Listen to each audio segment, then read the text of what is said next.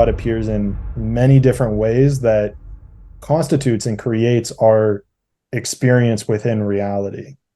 And a piece of that is that there's a piece of him that is a part of you.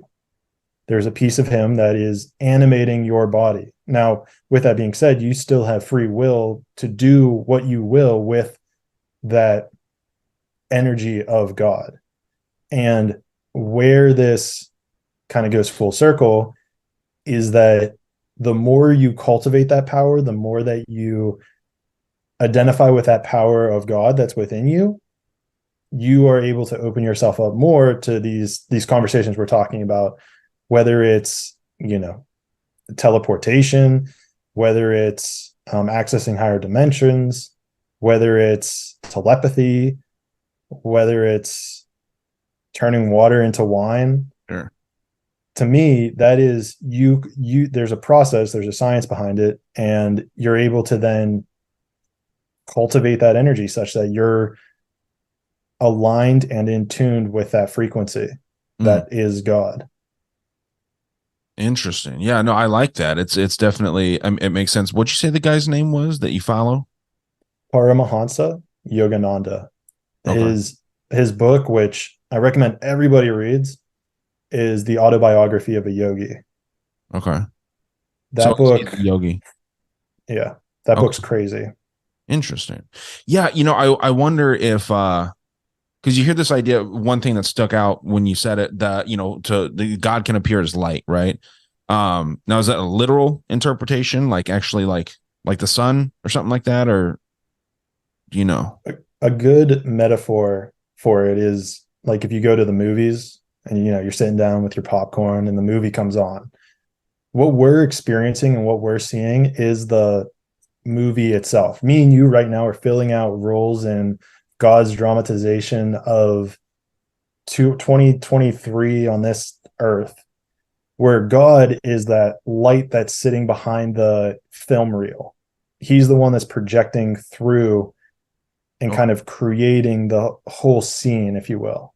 So we need each other. It's not like it's just him and it's just or it's just us. It's both of us working together to create this experience for all of us to, well, experience.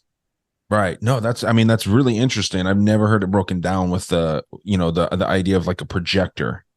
Because and then that makes me think of things like Bigfoot and all these weird things where it's like people will see a projection when they see these things sometimes, right? Mm. Whether that's blue beam technology or what that might be, that's definitely interesting.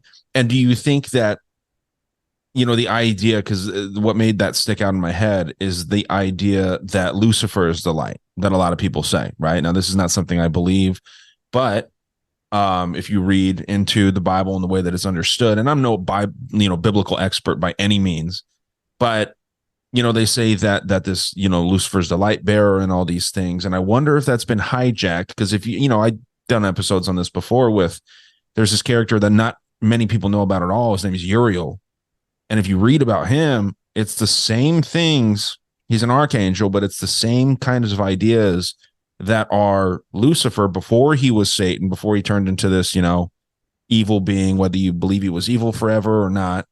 Um, Organizations like the Freemasons and things like that believe that Lucifer is the good guy, Satan's the bad guy, right? Lucifer represents the light, Satan represents the darkness and whatever. Where do you stand on that idea? Because I think that's a really interesting thing, and I maybe this is my own beliefs and my own inability to get past that idea. But whenever I hear of that light, I always think like Satanism kind of rebranded or kind of like hidden Satanism. You know what I mean? I do know what you mean.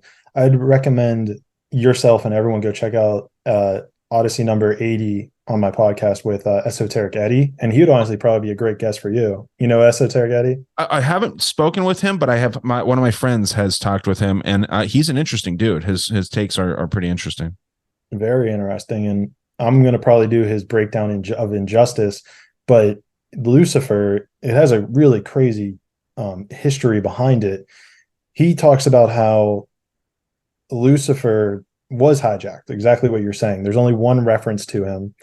And what was trying to be laid out is, I don't remember who the writer was. It might have been Isaiah. but he was writing about the Babylonians and pointing out how they were trying to be like God and basically saying that they are attempting to be a God, but since they're attempting to do this, it's not going to work out for them. So he called them Lucifer. Now, if you translate Lucifer backwards, like if you go back and look at their definition of it, Lucifer actually was a reference to Venus. The reason Venus was called the light bringer is because when you look at the horizon, Venus rises in the sky before the sun. Venus is also the brightest celestial object in the sky other than the sun. So whenever the sun rises, it's usually preceded by Venus. So you see Venus first, then you see the sun. And metaphorically speaking, the sun is kind of like God, right? If you look at any saints throughout history, they always have like a gold sun behind them. It's to denote their what's called self-realization or their status of being saintly. And so the sun is a metaphorical depiction of God.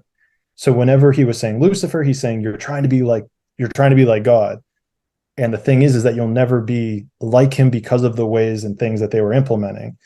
And so, time passes, and I don't think it was until the King James Bible, which was whenever Lucifer was attached to Satan, and then they became interchangeable. However, for the first, what would have been 1,200 years of the Bible, I mean, I guess even hell, longer than that, it was always that they were two separate entities. They were never the same until 600 years ago. Mm.